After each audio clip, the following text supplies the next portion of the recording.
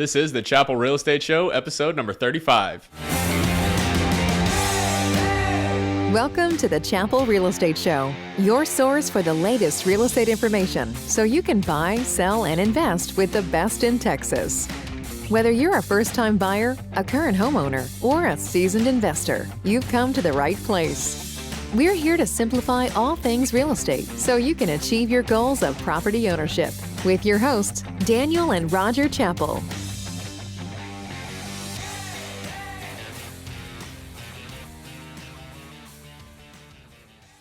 What's up, listeners, and thank you guys for tuning into the Chappell Real Estate Show, your source for the latest real estate information so that you can learn how to buy, sell, and invest with the best. I'm your host, Daniel Chappell, and I'm here with my co-host, Roger Chappell. How are you doing today, Dad? Doing fantastic. Good to see you again, Daniel. Yeah, so as most of you have probably noticed, I've been on a little bit of a hiatus, and we skipped a couple of weeks of episodes. So we're going to do another episode here in another week or two, just to kind of talk about how it's important for you to take time for a little bit of self-care. But today we have got a really great treat for you. So today we're going to be talking about the state of the economy and how that state of the economy affects the real estate market. So you're definitely going to want to stay tuned in for this one. We've got a lot of really great information for you guys. But Dad, why don't you kick things off for our listeners by talking about today's Chappell Chunk? Well, today's Chappell Chunk is you really do need to pay attention to both the economy and how it affects the real estate market, and how the real estate market not only affects the economy, but reacts to certain things that happen in the economy. Real estate is both a cause and an effect of what happens in our economy, and it is actually a pretty good chunk of what our economy is all about. So it's not the only piece, but it is a very important piece. But keep it in mind, it is a piece of the puzzle. Yeah, that's a really good point. So today we're going to be talking about, like we said, the state of the economy. And in Central Texas, we have one of the strongest markets out there. So, and there's a couple of reasons why. So, Dad, why don't you dive into that first reason that we have for our listeners today? Well, first of all, we've had exponential growth in the tech industry across the state of Texas, primarily here in the Austin area, but Austin is not exclusive to the tech industry. So because of that, we have seen a gigantic influx of high-end jobs, as well as people moving here from out of state. Secondly, that is the second part of it, is the higher paying jobs plus the high-tech industry in and of itself. Yeah, and I mean, we've seen, I don't know, it's been over we've been in this area for about 6 or 7 years, and there's always every year a new company or more announcing the, opening of a new plant or a new campus or anything like that. So the tech industry here, has been absolutely booming, and that brings a lot of really high paying jobs to the area, which in turn causes, like you said, there's a cause and effect on how that higher income affects the market around it. So let's talk about one of the big concerns. We've done a couple of episodes on this before in the past, but let's talk about this so-called housing bubble, right? There's a lot of people, especially, these doom and gloom guys all over YouTube talking about how there is a bubble in the real estate market. So let's kind of debunk that a little bit for our listeners today. Yeah, again, that's one of those things that just gets my goat. It seems like all the negativity sells. So that's why people keep saying all this nonsense. I don't believe in that at all. I don't think that's a good sales strategy. And not only is it not a good sales strategy, it's not good advice for people. So there is no such thing as a real estate bubble right now in the state of Texas. It's just not here. And there's a number of reasons why. Number one, we just talked about it, job growth. Our job growth here is just unbelievable. The fact that we have such high-paying jobs here, again, unbelievable. Because it's there, it's sustainable. It's going to stay that way for quite a while. And unlike the true bubble that occurred in 2007 and 2008, right now our buyers are much more qualified than they were back in 2007 and 2008. So in 07 and 08, and we have talked about this ad nauseum, but in 07 and 08, if you had a heartbeat, you were getting a loan or you could get a loan to purchase a home. Whether or not you could actually afford it made no difference. But now, with the regulations being so strict on lenders to loan that money out, folks are just much more qualified. Not only are they more qualified, they're bringing more money to the closing table. What does that mean? They're putting more money down on their homes. They're paying the gap between appraisals and the loan amounts and things of that nature, and they're paying cash for it. But what we're finding now is that a lot of these higher end homes, even though the buyer seems to be paying more for that home, what they're doing is bringing up the floor on our appraisals. So what we're seeing is that what used to be a $300,000 home is now somewhere around a $375,000 home. So with that, those appraisals are actually catching up to it, and it's caused our market to make a dramatic jump. So that's just the way it is, and that's not going to change. And by doing that, people are bringing extra money to the table, which means they have more equity in their homes, which makes the market much more stable. Yeah, and something that we've mentioned before too is there's a lot of money that's been on the sidelines. A lot of people not never, but there's been a lot of people who have seen more value in other markets like stocks or maybe gold or other types of investments that now, the value of real estate has become abundantly clear. So, I think that too plays a big factor in this is there was money all over the place in other types of investments that's now making its way into real estate. Right. And we'll get to something else in a little bit that is extremely important based on what you just said. But I want to kind of keep that on the back burner for just a moment. But there's an amazing statistic that I saw that truly blew me away.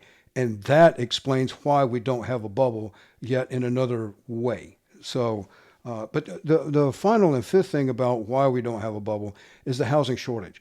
Right now, we have a shortage of inventory. It's just that simple. We've got so many people moving here, we just don't have enough inventory to put them in. And that is not just in the state of Texas, by the way. That is across the country. So there are markets literally all over this country that are suffering the exact same thing that we are here in the Austin area. So there's a shortage of housing. It's that simple. There's a shortage of housing. And until that housing shortage decreases, and we have more homes on the market, then what we're looking at right now is sustainable. And it will be that way for the foreseeable future. It's my prediction that we're probably looking at maybe another 3 years of what we're looking at right now. It could be longer. It could be a little less, but I think 3 years is probably a pretty good estimate on where we're at. Yeah, I think that's pretty accurate. So how, you mentioned the housing shortage. So to kind of segue into our next topic, how is that housing shortage affecting the rental market? Because, a lot of these doom and gloomers are talking about how, people are not paying on their rents. And, when the moratorium was still, ongoing, that a lot of people were not paying their rent and then moving on to other apartments. So there were a lot of vacancies across the board. So kind of touch on that a little bit and we'll move into, the next section about rentals. Yeah, so, we can jump right into that right now, to be honest with you. The rental market right now is extremely robust. And the reason being is, again, there's a shortage of inventory. So what we're seeing is that even though the moratorium ended, a lot of folks, at least in this area, in this region, did not get behind on their rent. They were still able to make their rent payments. And the reason being is that rents were so low in comparison to what the market calls for today that they were still able to keep up with that, even without being employed. So that's extremely important to keep in mind. So that has caused our rental market to be extremely robust. One thing I did notice recently, and I forget where I read it, I think it was on one of the news networks recently, one of the local networks, where they talked about apartment rent had increased 40% in Austin, Texas. That's Travis County. 40% increase in apartment rent. So that is also going to translate or transfer over into the single family home market. So I can tell you myself, as a landlord and owning multiple rental properties in various markets, that the rent increases are real, and I've had to raise the rent on at least 2 properties, and I'm getting ready to raise the rent on a 3rd property just because the appraisal, the tax appraisal has gone up, and along with that tax appraisal, my insurance rates went up. So I have to pass that cost along to the next tenant, which is also going to be, if that's just me doing that, that's one thing. It's not just me having to do that. That is landlords across the spectrum. So that's including the Houston, Texas market, it's San Antonio market, and it's here in Georgetown and in Austin and in Cedar Park and in Round Rock. All of them are going to see rate increases. So, and they're going to have to, because it just doesn't make sense for an investor not to increase the rents, considering what's happened to the appraisal market and how market values have increased the way that they have. So that has to happen. Yeah. So, and something else that we've touched on a couple of times in the past is the number of applicants that are applying to each of these properties. So, there are so many people out there, and in various situations, it's not just people who, necessarily want to be renters, but because there's a housing shortage, there are a lot of people that are being forced to rent while they take the time to look for their new homes. So let's talk about that. Yeah, that's exactly right. So, just like in the sales market, where we're getting multiple offers and this has happened for quite a while, but even in the rental market, now there are multiple applicants that are applying, and these are very, very qualified applicants. And what I mean by that is these folks have high credit scores, they have very stable jobs, they have the money in the bank to be able to support the rent and all the security deposits and things of that nature. So because of that, we're now seeing rents rise in that regard too. So now you have multiple applicants that are submitting applications on the same property, and the listing agents now are reaching back out to these prospective tenants to find out how much more they're willing to pay in rent. So, for example, if the rent was listed at $2,000, it's not uncommon to see that $2,000 now jump up to $2,500 or $2,600 to a very qualified applicant. And they're usually leasing for a year minimum. So there are very few short-term rentals, which is also kind of a problem. A lot of folks have been renting Airbnb, which is fine, but that's not always a really good answer for short-term rental because of the price of it. If you can get a short-term rental, you're probably going to pay a little bit higher rent, but it's a little more stable because you're in the same place for an extended period of time. 3 to 6 months is what I consider to be a short-term rental. If you're going under 3 months, then probably the Airbnb might be the way to go. Yeah, I think that's a good assessment. But I'll bet you even there, the amount of short-term rentals that are available is probably pretty slim, I would imagine, too. Right. So vacancy rates. So remember, with Airbnb, predominantly people usually rent those things like on weekends. Sometimes they'll do extended stays if they're going to be there. Let's assume like in San Antonio, we have a lot of military that come in San Antonio for a short tour of duty. That may, excuse me, they may be there for some training or something like that. And, they're only going to be there for maybe 2 months.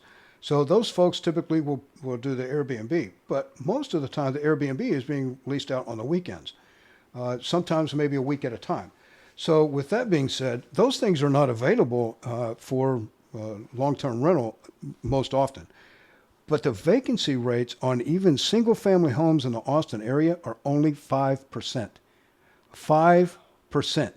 That tells you right there that we have a very strong market, even for rentals. So, we believe it's a seller's market. Well, it's the same. It's a landlord's market as well right now. Yeah, absolutely.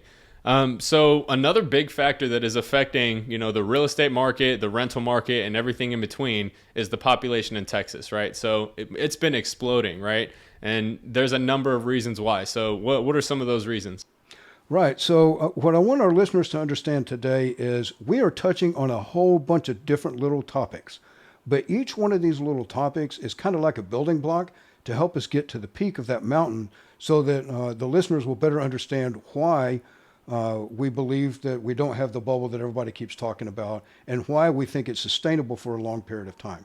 So with the population over the past 10 years, and of course, this came out through the Census Bureau. This is not something we're making up. The Census Bureau concluded that Texas increased in population, and I don't have the number, but it increased enough to where the state of Texas gained 2 additional congressional seats. So they're in a process right now of redrawing some of the districts to be able to accommodate those 2 extra seats. But where the population increased the majority is in the Austin area and in San Antonio, believe it or not. But I think some of the redistricting is also taking place in Harris County or in Montgomery County and Fort Bend, because that's all surrounding Houston. So that area increased in population as well.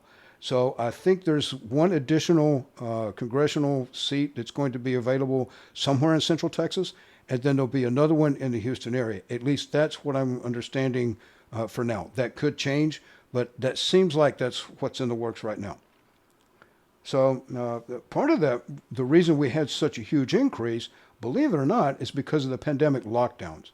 So a lot of states stayed locked down for an extended period of time.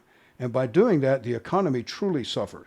So a lot of the folks, especially small businesses that went out of business, relocated and left those states and came to Texas and opened back up again because Texas's economy was still open, even though everybody's still having to deal with the pandemic. And I am not going to get into a political conversation with this because this is not political. These are facts. This is data that's being supported that actually helps us better understand our real estate market and the Texas economy and why it is where it is.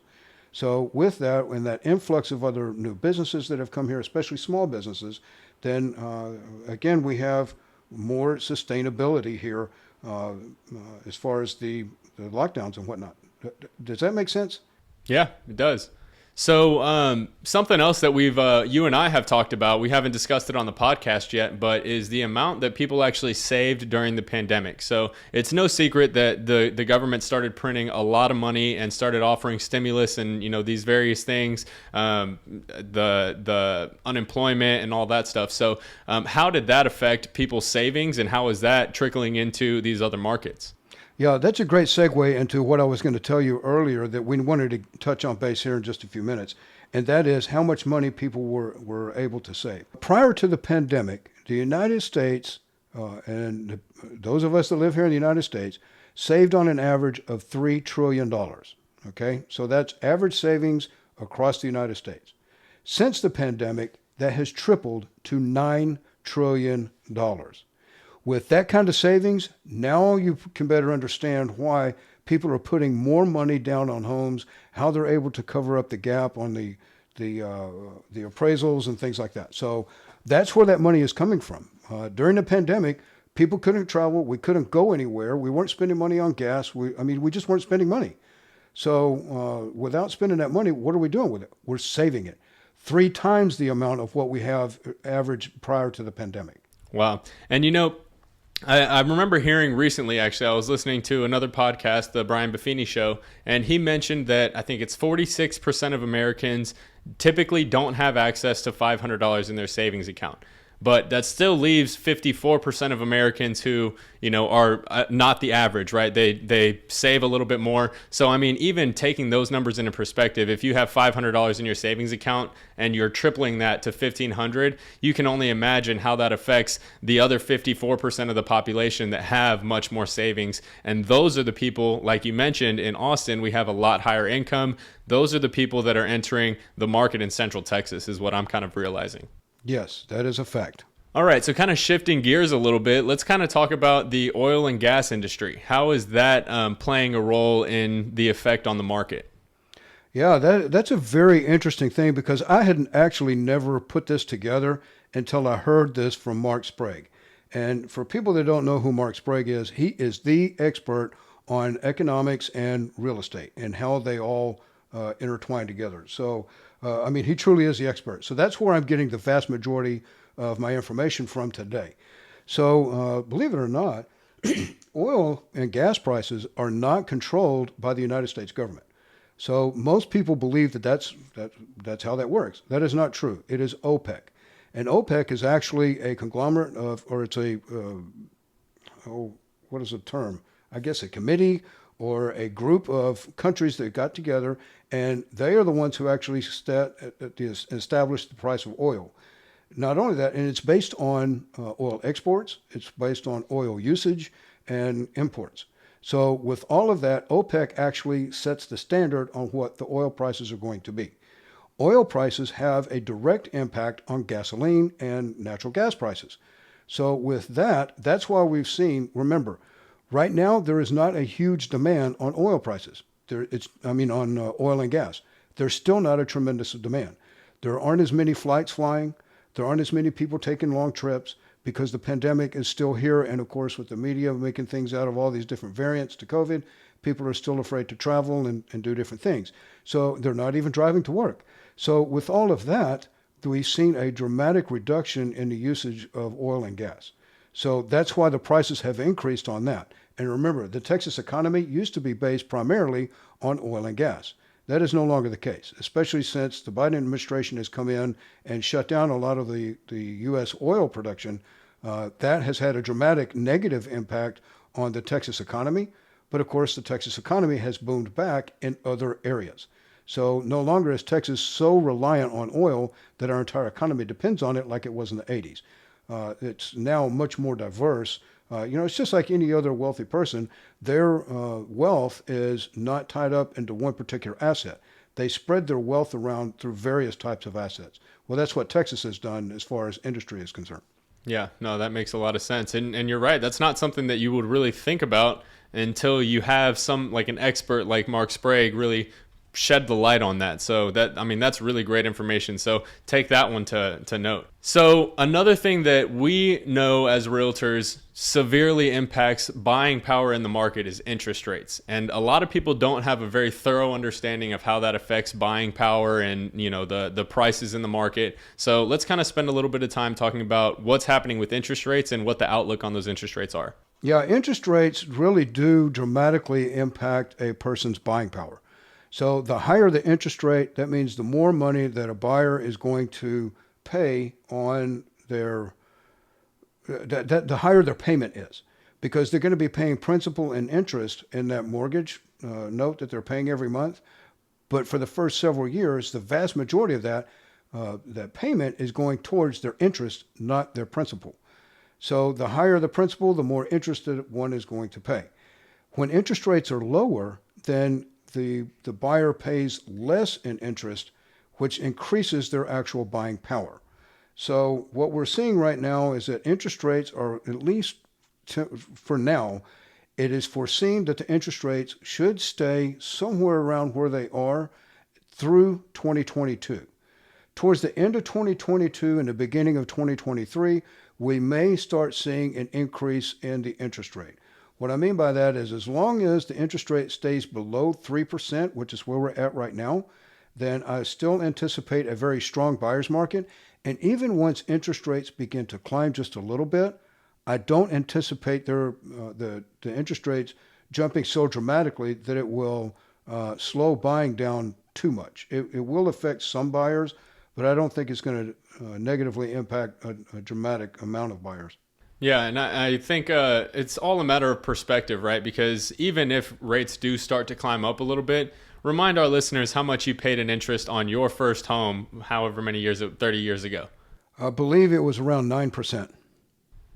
Yeah, so relatively speaking, interest rates are incredibly low, and they've climbed much higher than 9% in history before too. So, I think it's really all a matter of perspective, and I think the information is everywhere now. So perspective is a lot more common, I would think, in that area. Agreeable. All right. So something we have talked about quite a bit on a few of our previous episodes is the forbearance and how, the outlook was with forbearance. There were so many Americans that were not making mortgage payments or were making partial mortgage payments and were getting behind. And there was, a lot of speculation that there were going to be a lot of foreclosures once that forbearance program came to an end. So let's talk about that, because I think that is, it's kind of, now that we have more data and more people that are actually paying on their mortgages, we have a better understanding of what's actually happening. So let's talk to our listeners about that. Yeah, that's a great point. So I think even I predicted that we would see an increase in foreclosures once the forbearance ended. And it turns out that that's just not the case. And it's not the case based on something I never even thought about. So we still have such a very strong seller's market and such a low inventory that for a lot of these homeowners that were in forbearance and were facing foreclosure, they actually can now list their homes on the market and get it sold so quickly that they can avoid foreclosure altogether. So I think that's mainly what's been happening. And, we have seen an increase in a few home sales that do have the forbearance attached to them. But I'm not aware of any of those properties being distressed properties or anything like that. But what I have seen is wholesalers being able to contact some of these folks and purchase homes off market and sell them off to investors. So we are seeing a little bit of that.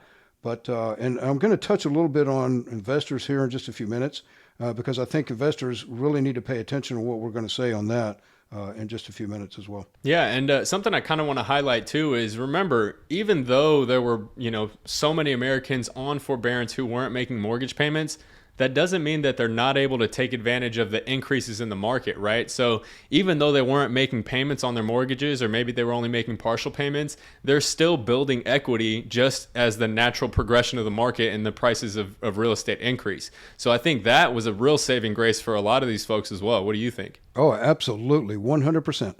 So, in the Central Texas market, we've seen crazy things happening with new construction. I mean, I remember we did an episode about new construction and how you could increase your chances of getting into a home using new construction. What were some of the strategies you had to use to be able to get into the homes, making offers and things of that nature? So how is the new construction market responding to what we're seeing now? In a dramatic way. So one of the stats that Mark Sprague pays attention to that I had never thought about before as well is the number of permits that are issued for new construction. Now, I have actually heard of this before, but it's not something that I rely on or something that I pay attention to on a regular basis until now. So what we did learn is that across the United States, Houston, Dallas, and Austin, in that order, were 3 of the top 5 cities in the United States when it comes to permits for new construction. So Houston leads the country. Dallas runs number 2, and Austin, I think, was number 4, but I'm not positive, in the United States as far as new construction permits. What that tells us is Texas is growing, and the economy and the market and builders and everybody is doing everything it can to build homes quick enough to put people in them. It's just going to take some time. You're talking 3 to 5 years for the new construction that's going on now to be able to actually catch up to where we're at right now. So in other words, that's still 3 to 5 years out. So who knows how long it's going to be before we actually see the market stabilize. Yeah, could be some time. So another part of the real estate market that is there's definitely some changes happening in is the commercial market, right? So let's talk to our listeners about that. Yeah, so the commercial market, and I think I talked about this in the beginning too, or at least some time ago on one of our other podcasts about commercial real estate and in particular office space.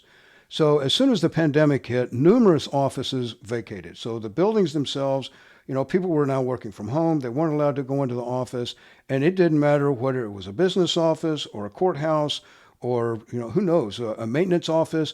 A lot of folks were literally sent home and learned to have to work from home. So once that happened, a lot of the office buildings became vacant.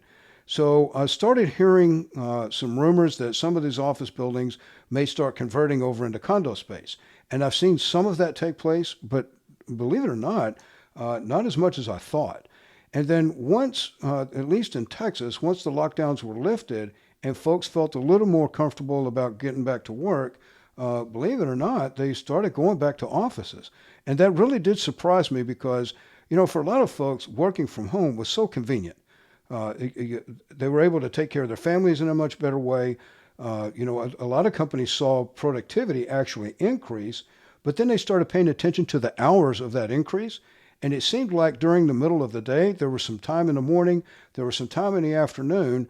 But then again, after the kids went to bed, there's more time in the evening where folks were able to work and their productivity levels actually increased by working from home. So one would assume that would automatically transfer over into a lower occupancy rate in office space. Well, to a certain degree, that is true. So around the Austin area, it's approximately, vacancy rates are approximately 20% for office space.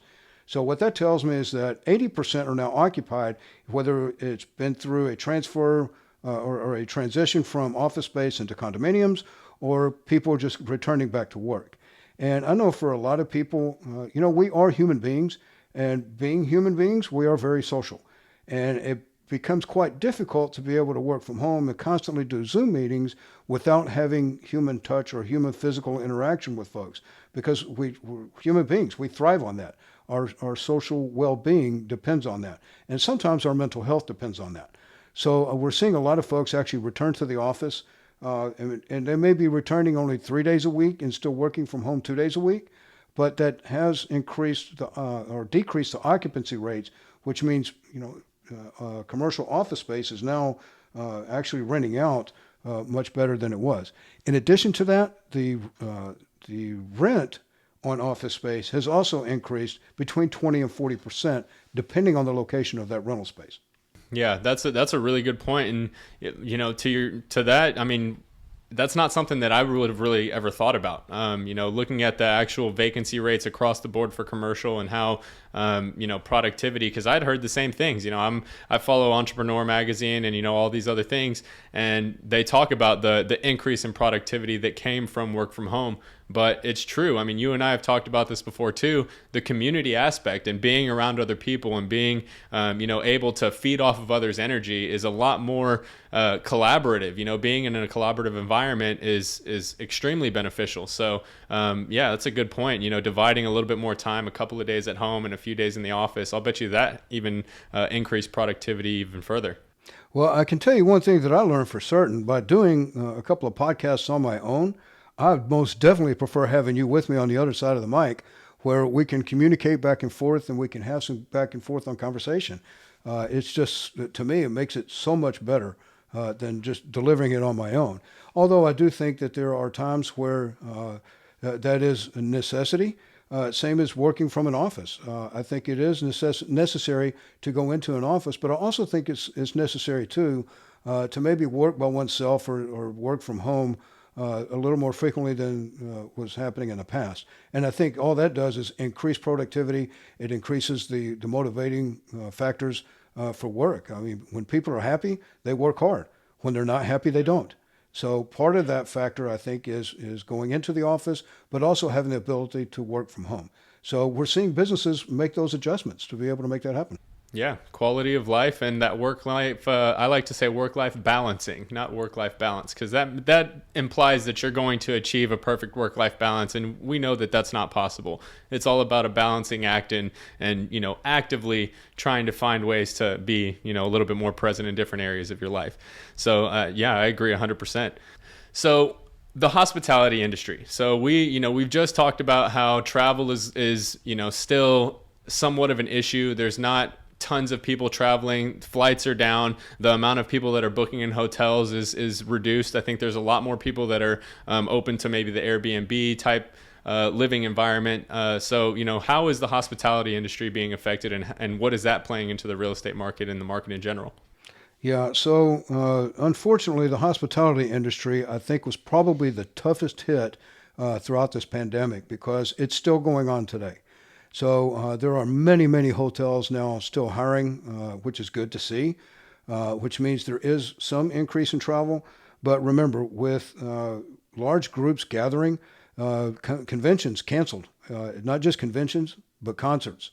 Not just concerts, but any kind of a gathering where many people get together had canceled. And those are the things that hotel and car rentals and flights, airlines, all of those folks depend on a booming hospitality industry, restaurants, bars, all of that kind of stuff.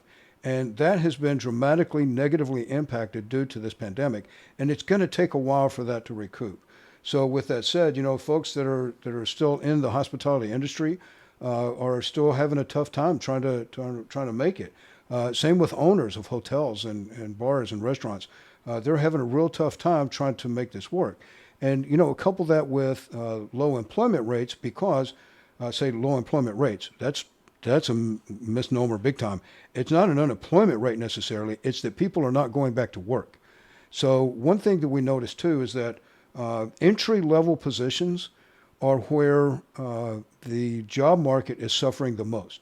The higher-paying jobs and management positions are actually pretty much filled across the spectrum, but it's the entry-level positions that are suffering the most. And I think now, Daniel, you can understand that firsthand because of where you're at now. It's amazing to me that people are not willing to go to work for benefits and all of that great pay. Just as an entry-level position. They're not doing it. So with that, restaurants are suffering. They can't get as many people seated. They don't have the staff to be able to operate on a regular basis. Wait times are a lot longer going to these nice restaurants. So all of that is a definite impact on the industry. Yeah, absolutely.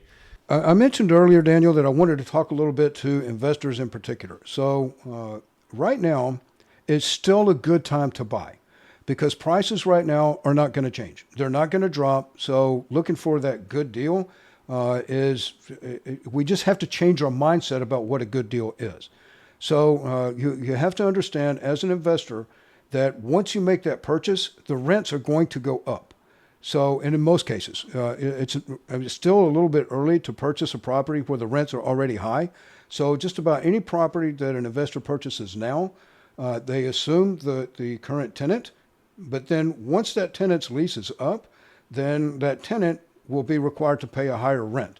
And if they can't pay that higher rent, they need to go so that the opportunity presents itself then to go ahead and freshen up that unit or units and get a new tenant in there that's willing to pay the higher rate, because that is going to happen. So, initially that investment may seem like it's not going to cash flow very well, but after, 6 months or a year, depending on how long those tenants are already there, that property is indeed going to cash flow. It's also going to continue to appreciate. Now, are we going to see the same appreciation rates that we saw earlier this year? I don't think so. Nobody could have predicted what happened this year. I just don't see that happening again next year, but who knows? We could all be shocked again to see it dramatically increase again. But I really don't think that's the case. I think it's stabilized now, at least in this area. So I still think now is the time to buy, and don't be afraid of it, because I don't want my money sitting in a bank paying me 2% interest. Instead, I would much rather take that money, invest it into a property that I know is going to cash flow, number one, and number two, be an appreciating asset. That real estate is the absolute best investment one can make, especially when we're in a recession like we are right now. Absolutely. Absolutely. It is the best hedge against inflation. We'll say it every time. It is unbelievable, and I'm a byproduct of that. We, did an episode not too long ago about how real estate saved my finances, and it's absolutely true. Taking advantage of cash flow and being able to, get the appreciation and, being able to, that doesn't even include the tax benefits that come along with owning real estate. So, there's just so many, it's multifaceted, so many layers to it. It's a wonderful, wonderful thing. So, well, Dad, is there anything else that we wanted to touch on for our listeners today? Referrals, referrals, referrals. It's been so long since I said that. It's been like building up inside me. So I have to just let it explode out today. Referrals, referrals, referrals. And you know what that means because you've been watching our podcast. Absolutely. Well, again, we like to thank you for taking the time to listen to our show. We absolutely love presenting this content to you guys. And I want to thank you guys as well for being patient with us over this last couple of weeks. Like I said, we're going to do an episode here in another week or two about taking the time to self-care.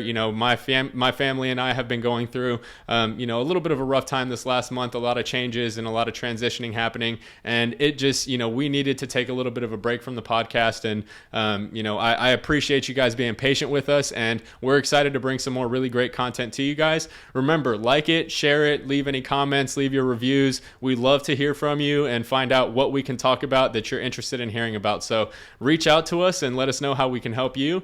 And in the meantime, this is the Chappell Realty Group signing off, and we'll see y'all next week. Take care. Thank you for joining us this week on the Chappell Real Estate Show. If you enjoyed this episode, share it with a friend and leave us a review. Find us on social media at Chappell Realty Group and online at chappellrealtygroup.com. Until next time.